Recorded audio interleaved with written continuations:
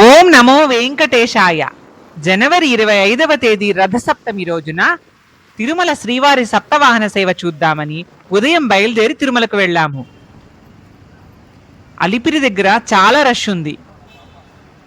మేము సూర్యప్రభ వాహనం సమయానికి చేరుతామో చేరుకోలేమో అని అనుకుంటూ వెళ్ళాము. ఘాట్ రోడ్లో స్వామివారిని స్మరిస్తూ గోవిందనామాలు చెప్తూ వెళ్ళాము.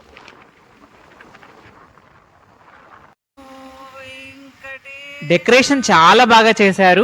ఆ లైటింగ్ కానీ లోపలికి వెళ్ళాక ఇంకా మనం మెయిన్ టెంపుల్ దగ్గర పూలతో డెకరేషన్ కానీ చాలా బాగుంది. ఆ రోజు అవన్నీ చూస్తూ గమనిస్తూ ఫోటోలు వీడియోలు తీసుకుంటూ వెళ్ళాము. బైక్ పార్క్ చేసేసి మెయిన్ టెంపుల్ దగ్గరకు వచ్చాము. ఇంకా అక్కడి నుంచి ఒక్కొక్కరిని దాటుకుంటూ దగ్గరికి వెళ్ళేటప్పటికి అక్కడ అప్పుడే పోలీసులు వరాహస్వామి దగ్గర వరకు అలో చేశారనమాట, ఆ టెంపుల్ వరకు. సో అక్కడికి వెళ్ళి ఒక పక్కన నిల్చొని స్వామివారి సూర్యప్రభ వాహనం కోసం ఎదురు చూస్తూ ఉన్నాము. మామూలుగా సూర్యప్రభ వాహనం అప్పటికే ప్రారంభమైంది, కానీ సూర్యోదయం కోసం 6 గంటల 15 నిమిషాల ప్రాంతంలో ఎక్కువసేపు వెయిట్ చేశారట. ఇంకా సూర్యకిరణాలు రాలేదని భావించి ఇంకా ముందుకు వచ్చేసారన్నమాట. మేమైతే వరాహస్వామి దగ్గరే వెయిట్ చేస్తున్నాము, ఆ టెంపుల్ దగ్గరే. ఎందుకంటే ఇక్కడ హారతికి స్వామివారు కంపల్సరీ ఆగుతారు. మాకైతే ఇక్కడ ఉండడానికి అవకాశం దొరికింది.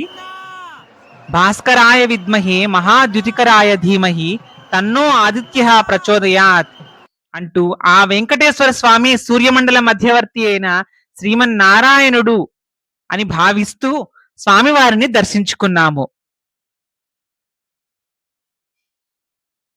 రథసప్తమి రోజు ఆదివారం రావడము, విశేషమైన జనము తిరుమలలో ఆ సూర్యప్రభ వాహనం దర్శించుకోవడానికి ముందు రోజు రాత్రే వచ్చి వాళ్ళు వెయిట్ చేశారన్నమాట. ఎంతో మంది భక్తులు కనిపించారు. రైల్వే స్టేషన్ నుంచి చెప్పారన్నమాట, సూర్యప్రభ వాహనం కంపల్సరీ మిస్ కాకూడదని ముందు రోజు రాత్రే వెళ్ళి మేము గ్యాలరీలలో మేము పడుకుంటాము అని చెప్పారు.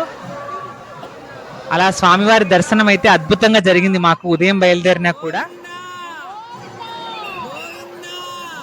గజరాజులు, వివిధ నృత్యాలు చేసే కళాకారులు, గోవిందనామాలు పలుకుతూ ఉండేవాళ్ళు, హారతులు ఇస్తూ స్వామివారు వస్తున్నారంటే ఎంతో మంది గ్యాలరీలలో వెయిట్ చేసి హారతులు ఇస్తున్నారు. అక్కడి నుంచే స్వామివారిని ప్రార్థిస్తున్నారు, గోవిందా గోవిందా అంటూ.